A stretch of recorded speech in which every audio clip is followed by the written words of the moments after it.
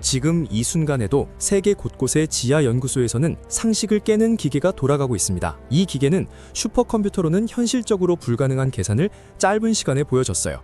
어떻게 이런 일이 가능할까요? 더 무서운 건 이 기계가 완성되는 순간 세상의 모든 암호가 무력화된다는 겁니다. 인터넷 뱅킹, 비트코인, 국가 기밀 문서 전부 의미가 없어져요. 하지만 대부분의 사람들은 양자 컴퓨터가 뭔지 제대로 이해하지 못하고 있어요. 그냥 빠른 컴퓨터라고 생각하죠. 완전히 틀렸습니다. 양자 컴퓨터는 우리가 아는 컴퓨터와 완전히 다른 방식으로 작동해요. 오늘 이 영상 끝까지 보시면 왜 전 세계 과학자들이 이 기계에 미쳐 있는지 이해하게 될 겁니다. 여기 출구가 하나뿐인 미로가 있어요. 이 미로를 빠져나가려면 어떻게 해야 할까요? 아마 한쪽 길을 선택해서 가보고 막히면 다시 돌아와서 다른 길을 가볼 거예요. 이게 우리가 쓰는 일반 컴퓨터가 문제를 푸는 방식이에요. 하나씩 시도하는 거죠. 근데 양자 컴퓨터는 완전히 다르게 접근해요. 미로 입구에 사람을 들여보내는 게 아니라 물을 들이붓습니다. 물은 고민하지 않아요. 모든 길로 동시에 흘러가요. 막힌 길로 간 물은 멈추고 출구로 흐르는 물줄기는 가장 빠른 길을 우리에게 보여주는 거죠. 이게 바로 양자 컴퓨터의 핵심이에요. 정확히는 모든 가능성을 동시에 다 해보는 게 아니라 간섭을 이용해 정답만 남게 설계하는 컴퓨터예요. 돌아가는 동전을 상상해 보세요. 이 동전은 지금 앞면일까요? 뒷면일까요? 앞면이기도 하고 뒷면이기도 해요. 이게 0과 1이 공존하는 큐비트의 중첩 상태예요. 일반 컴퓨터는 0 아니면 1이에요. 전기가 흐르면 1, 안 흐르면 0이죠. 명확해요. 근데 양자 컴퓨터는 0도 되고 1도 되는 상태를 만들 수 있어요. 어떻게 이런 게 가능할까요? 양자 컴퓨터의 초전도 회로는 그 자체가 마치 하나의 인공 원자처럼 작동해요. 에너지가 연속이 아니라 불연속적으로 나뉘어 있거든요. 그래서 상태를 0과 1로 구분할 수 있어요. 가만히 두면 바닥 상태로 가라앉아 있어요. 이때 과학자들은 절묘하게 조절된 마이크로파 펄스를 쏩니다. 그 순간 0이었던 상태는 바닥에서 떠올라요. 보통은 1로 넘어갔어야 할 에너지가 정교한 펄스에 의해 중간 어딘가에 걸려버리는 거예요. 0도 아니고 1도 아닌 뒤섞인 상태, 중첩 상태가 만들어지는 거죠. 이 상태가 되면 큐비트는 단순한 숫자가 아니에요. 3차원 구위의 좌표가 돼요. 일반 비트가 확정된 0과 1의 값이었다면 큐비트는 아직 확정되지 않은 3차원의 중첩 좌표인 거예요. 큐비트가 늘어날수록 가능한 상태의 수가 폭발해요. 예를 들어 300개면 2의 300승, 상상하기도 어려운 규모예요. 2개의 큐비트가 4개의 경우의 수를 동시에 다룬다면 3개의 큐비트는 8개로 늘어나요. 지수적으로 증가하는 거죠. 여기까지 이해 못해도 괜찮아요. 중요한 건 딱 하나입니다. 양자 컴퓨터는 0과 1을 동시에 처리하는 중첩 때문에 빠르다는 거예요. 틀린 말은 아니에요. 하지만 여기에는 함정이 있어요. 우리가 결과를 보려고 측정하는 순간 중첩은 깨져버려요. 회전하던 동전은 쓰러지고 우리는 그 수많은 가능성 중 하나만을 보게 되는 거죠. 중첩된 값 중에 오답이 나올 수도 있다는 겁니다. 이게 진짜 문제예요. 모든 경우의 수를 동시에 계산한다고 해도 측정하는 순간 랜덤하게 하나만 나오면 무슨 소용이에요? 그냥 복권 긁는 거랑 다를 게 없잖아요. 그래서 과학자들은 양자 컴퓨터에서 단 한 번의 측정만으로 답을 유도해내는 방법을 찾아냈어요. 여기서부터가 진짜 미친 부분입니다. 상상해보세요. 잔잔한 호수 위에 100만 개의 배가 떠 있어요. 이 중 딱 하나만이 우리가 찾는 보물선이에요. 우리는 보물선이 어디 있는지는 몰라요. 하지만 다행히 그 배가 보물선인지 아닌지 판별하는 방법은 알고 있어요. 바로 오라클이라는 거예요. 오라클은 한마디로 이게 정답이냐를 체크만 해주는 장치예요. 과학자들은 이 오라클을 이용해 호수 전체에 마이크파를 쏩니다. 그러면 99만 9,999개의 배들은 가만히 있지만 정답에 해당하는 배는 반응을 일으켜요. 파도의 부호가 반대로 뒤집히는 거예요.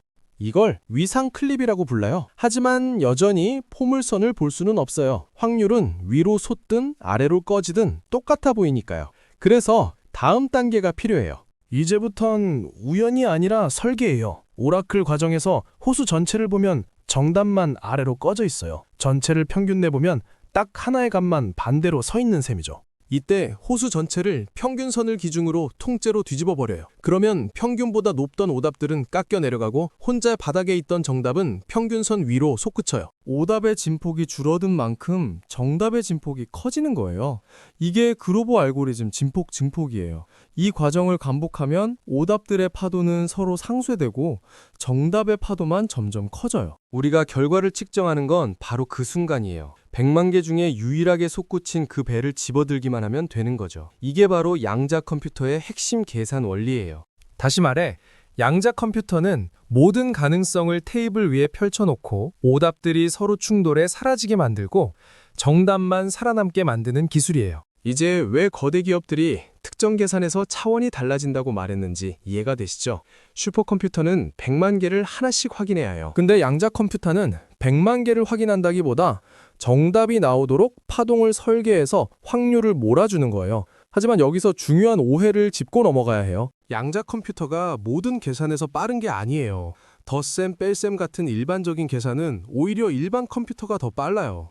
양자 컴퓨터로 게임을 한다? 로딩 화면 보다가 우주가 끝나요. 양자 컴퓨터는 특정한 문제에만 엄청나게 빠른 거예요. 어떤 문제냐고요? 경우의 수가 지수적으로 증가하는 문제요. 예를 들어 웹판원 문제를 봐요. 이과영이 과학 노트를 팔기 위해 전국의 도시를 이동해요. 각 도시에 한 번씩만 방문하고 출발지로 돌아와요. 도시의 수가 적을 때는 이동하는 가장 짧은 경로를 찾기가 쉬워요. 도시가 3개일 때는 2개의 경로만 계산하면 되죠. 근데 방문해야 하는 도시가 늘어날수록 계산해야 하는 경로의 수가 지수적으로 증가해요. 도시가 100개이면 경로의 수는 우주의 입자수보다 많아져요. 컴퓨터가 초당 1억 개를 계산해도 우주의 나이보다 훨씬 더 오랜 시간이 필요한 거예요. 양자 컴퓨터는 중첩된 큐비트들을 사용해서 조합된 모든 경로를 한 번에 입력할 수 있어요. 그리고 알고리즘을 잘 짜면 측정을 했을 때 우리가 찾아야 되는 결과가 나타날 확률을 높일 수 있죠. 큐비트를 돌리고 반전시키면서 측정했을 때 우리가 원하는 결과가 나올 확률이 높아지도록 큐비트의 상태를 만드는 거예요. 하지만 양자 컴퓨터가 진짜 무서운 이유는 따로 있어요. 현재 발명된 쇼어 알고리즘은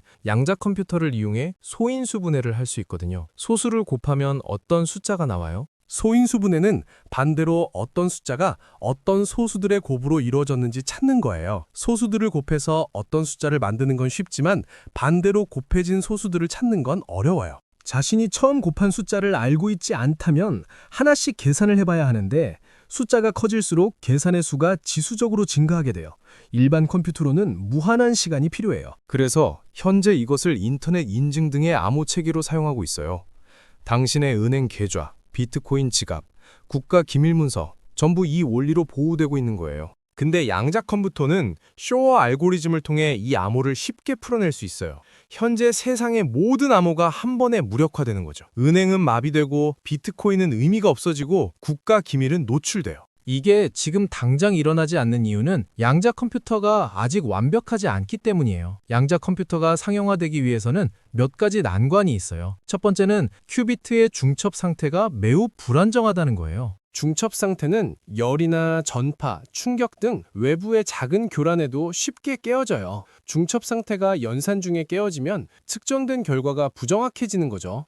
많은 데이터를 동시에 탐색하려면 중첩된 큐비트가 많아야 해요. 2개의 큐비트가 4개의 경우의 수를 동시에 다룬다면 3개의 큐비트는 8개로 늘어나요. 지수적으로 증가하는 거죠. 하지만 큐비트가 늘어날수록 중첩을 유지하는 게 더욱 어려워져요. 큐비트가 중첩 상태를 유지하는 시간을 결맞음 시간이라고 해요. 현재 실제 연구진들은 초저원 상태 등을 이용해서 결맞음 시간을 늘리기 위해 노력하고 있어요. 최근 발표에서도 105개의 큐비트를 탑재하면서 결맞음 시간을 이전 세대 칩에 뒤에 5배나 늘렸다는 내용이 있었어요. 양자 컴퓨터의 두 번째 난관은 결과의 오류예요. 양자 컴퓨터의 측정 결과는 확률로 결정되어 알고리즘을 반복해서 찾아야 하는 정답을 얻을 확률을 높이죠.